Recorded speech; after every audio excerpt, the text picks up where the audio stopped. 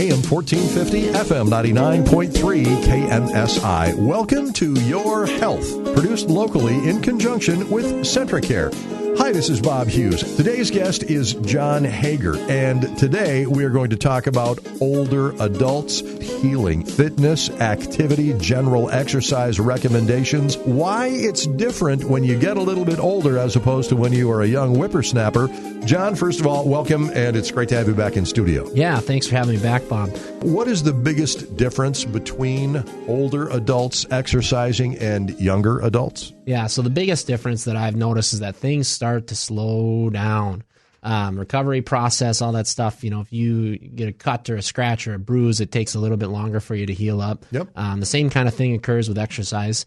The more that you do, the longer it takes you to heal, but that's not a reason to hold you back. Why? Why does that happen? Can you break it down? You know, I don't want to get into biology and all of that kind of stuff, but when you hit a certain age, your body really does start deteriorating. Yeah. You know, without digging too deep in the woods, my background is in biology before I went into physical therapy school, but really all the metabolic processes that go on in your muscle cells, your joints, your tendons, all that stuff, it just really starts to deteriorate and it doesn't work as quickly. Okay. Is it possible, I'm not going to say to reverse aging, but is it possible to get those things to kind of at least come to an even keel? Yeah. Yep. The biggest thing that you can do is be hydrated. I mean, that's probably the most important thing that anyone can work on in a given day. If you're dehydrated, things don't move as well in your body. It all works through osmosis, to throw a technical term out there, but fluid being pushed around from side to side or up and down your limbs and your body. So if you're dehydrated and you don't have that fluid to help kind of flush things out, then things go slower. So a general recommendation for most folks is if you're sedentary, you're sitting on your couch every day, you need to be drinking 2.2 liters of water. Okay, so if you think about it, that's about 8 bottles of 8 16-ounce bottles. When's the last time that you did that in a day? And that's a recommendation for people that aren't working out. So if you're active and you're moving, you have a physical job, that it really gets up there. You should almost be close to double that. So again, we're talking about being older and the importance of exercise. Is there a particular type of exercise that is better for someone that is, say, 55 plus? Cardio, weights, what do you think? Yeah, so the best exercise, like I said last time that we were talking together, is the one that you're going to stick to over time. Right. But there are recommendations out there. So, you know, cardiovascular exercise is usually the most tolerated for most folks because you can kind of control the intensity that you're working at. So a general recommendation for that is 150 minutes a week. Okay. So that's 30 minutes, 5 days a week.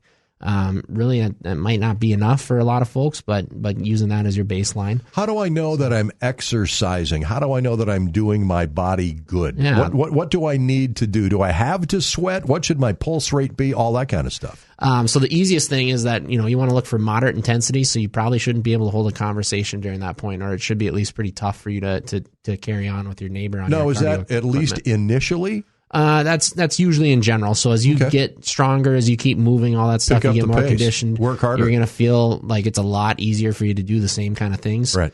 Even on a monthly basis, if you're just starting a new routine, you know, a month from now, you shouldn't be doing the same things that you're doing today with the same amount of difficulty. But there's heart rate monitors out there that you can buy. There's different perceived exertion scales and all that stuff. But that really gets to be a little bit more technical. Yeah. So for most people, if you're just looking to get started or you're just doing a routine, that not being able to hold a conversation is a pretty good metric to go All right. by. Now, we're not just going to throw on our sweatsuit and take off sprinting down the street. Warming up is very, very important. And again, we're talking about exercising for older folks here. 55 plus? Yeah, yep. You know, a good warm-up, it usually takes, you know, for a younger person, you can probably be completely warmed up in 5 to 10 minutes of just doing a general exercise routine. Or general low-intensity cardio before you start doing your higher-intensity stuff. As you get older, it usually takes a little bit longer. You know, even for me, I've been working out and doing stuff for most of my life, but really hardcore or more consistent training, probably about a decade now. Okay. I can't do the same things I did a decade ago. It takes me a good 15 Have you lost to 20. a step, Jon? It takes me a good 15 to 20 minutes just to be completely warm before I can really get into my exercise routine. So that's just another sign of slowing down, because I'm the strongest I've been in my entire life. Yeah, but there are different types of exercises that you can do to warm up. I think back to the 70s when I was almost your age, and the exercises were way different than they are now. We didn't have near the technology and that sort of thing. So, you get back to some basic things: toe touches, windmills, arm circles, stretching, all of that kind of stuff. Yep. So flexibility, that's kind of what we're looking at going down that route. It's pretty important the older you get that you stay flexible, isn't absolutely. it? So, the same thing with things slowing down on the healing process, things start to tighten up too. So a good recommendation for folks is to work on a stretching routine 2 to 3 days a week. 1 to 2 stretches per joint. So if you're looking at your shoulders, holding that in different positions, your hips, your ankles, your neck, all that kind of stuff. And then holding those for a good, 60 seconds per stretch in order to get a really good one. You can do those before or after. So I don't really use stretching for a warm up. I use it for a cool down after I get done working out. If you're nice and warm and everything, it's not going to change a ton for you stretching before and after. But if it's something that you enjoy to do to warm up, it's definitely something that you can do to get nice and warm and stay loose. AM 1450, FM 99.3 KNSI. Our guest is Jon Heger. We are talking about older adults and exercise, what you need to know, because it's your health. We'll take a break. We'll be right back. AM 1450, FM 99.3 KNSI. AM 1450, FM 99.3 KNSI. Back with Jon Heger, back with your health. Jon, we're talking about older folks and exercising. General rule of thumb on recovery time between workouts. Again, because we are older, it takes our bodies longer to recover from those workouts. Should we plan on working out every day? What should we know about that?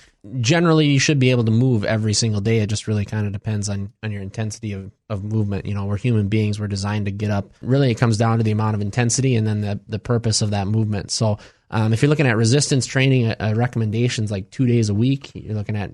What is resistance training? So working out with weights or resistance bands or things of that nature, things that are geared more towards lifting heavy stuff and getting stronger. Are we talking about not a lot of weight and a lot of reps, or fewer reps but more weight? We need to train both. You need to do a little bit of both. Higher repetition, lower weight, that it improves your aerobic capacity. Burns it improves your fat. Your flexibility. Right. It helps you to burn more calories, but at the same time, lifting a 10-pound weight 10 times doesn't do much for helping you get out of a chair. Big, explosive kind of power movement. Jon, I perhaps should have asked you this question before, but how does someone know if they are an older person, an older adult? How do they know, golly, I need to start exercising? What are some things that we would notice? When you start to get short of breath going up a flight of stairs. Okay. I mean, it is that easy, right? Yeah, that's a big one. But you mentioned getting up and down, getting in and out of chairs, right? Yeah. As soon as you start to groan when you get out of a chair, that's probably when you should start exercising. But standing up and sitting down from a chair 14 times, if you can't do that, then you should probably consider starting to work out or do more things. So here's the $64,000 question, Jon. What happens to a human body if they do not exercise? Because I'm feeling a lot of stuff today that I didn't feel 2 years ago. So if you don't exercise, it's not going to get any better. As you start to age, if you're over 50 and you're not working out, you're not doing anything to better yourself, it's not going to get any better than what you're at right now. In fact, it will get worse. Yep. But I guess I'm talking about more internally, physiologically speaking, the fat that builds up around your organs, the gravity. I mean, you can almost feel gravity sucking you right down into the dirt. Yeah, so muscles definitely get smaller. When you stop working out, you lose your strength and your size and your ability to do things that way. If you're not doing cardiovascular activity, then you start to put on more body fat, which starts to, it's called visceral fat. It starts to grow around your organs, and then that really restricts their capability to function the way that they need to. So if you have, if you're not working out, if you're not using your heart, if you're not pumping blood and exercising, you start to develop fat around the outside of that, and that puts you at greater risk for a heart attack, greater at risk for high blood pressure.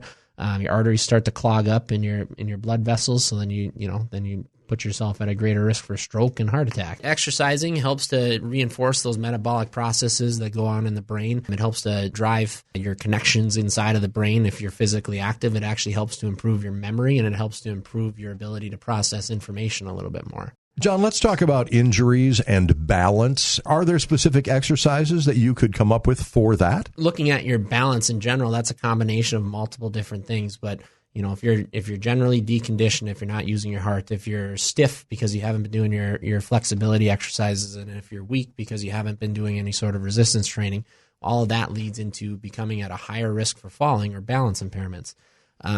So what do you do for that? Well, first and foremost, if you're at risk for falls or if you've fallen before, then you need to come in and see a physical therapist or somebody that can help do an assessment to find out what exactly is going on, what you need to work on specifically.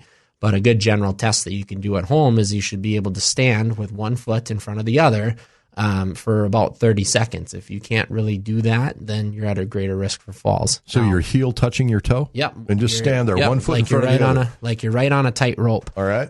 You want to stand there, and you want to be near something that's relatively stable, like your kitchen counter, and you also want somebody standing by you so that when you do lose your balance, if you're a fall risk, that you're not going to put yourself at a greater risk for injury.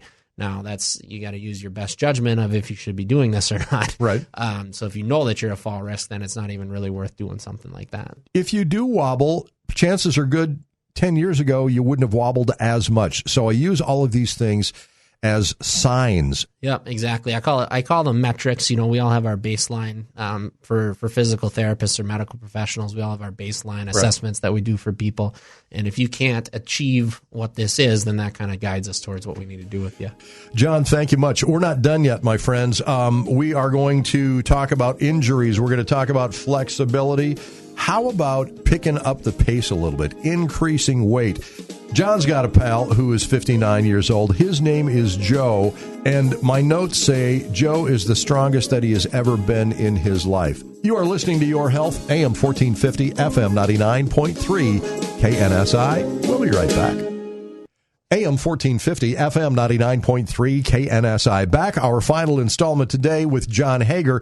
This is Your Health, and John, we're talking about exercise with older folks. One of the things we probably should start with is that whole recovery time, right? If we're out there working, what happens if we get an injury? We're older. It's going to take some more time to heal. Yeah, absolutely. So we kind of started it and then went off on a little tangent, but you did that. Stick a quarter in me. I'll keep going forever. But so looking at like times of increased intensity, you want to work out every single day. You want to do something that's movement. But, if you're looking at resistance training or doing higher intensity cardiovascular exercise, you want to give yourself a good amount of time to recover. Younger kids can get away with like a day and a half to 2 days, 36 to 48 hours. But a lot of times folks need, 3 to 4 days to really fully recover from that increased activity. So just in general, when you're not injured, when you're not doing anything, you want to look at that, potentially 3 to 4 days. If you're working out and you really start to feel fatigued or drained or down in the dumps, then maybe you need to look at taking a little bit longer time before you start doing that exercise again. Your body is divided into a lot of parts, upper body, lower body. You got your legs, you got your arms, and there's an exercise for absolutely every part of your body, right? For you, if you were going to sit down with me again, if I want to work on my upper body, but something gets hurt, that's okay because I've still got my legs, right, that I can work on. I can still do cardio, right? Yep, absolutely. Generally, when folks come in, if they've never done an exercise program before, I'm recommending 2 days a week of resistance training for the whole body. Now, that's taking someone that's not compromised or taking someone that doesn't have an injury.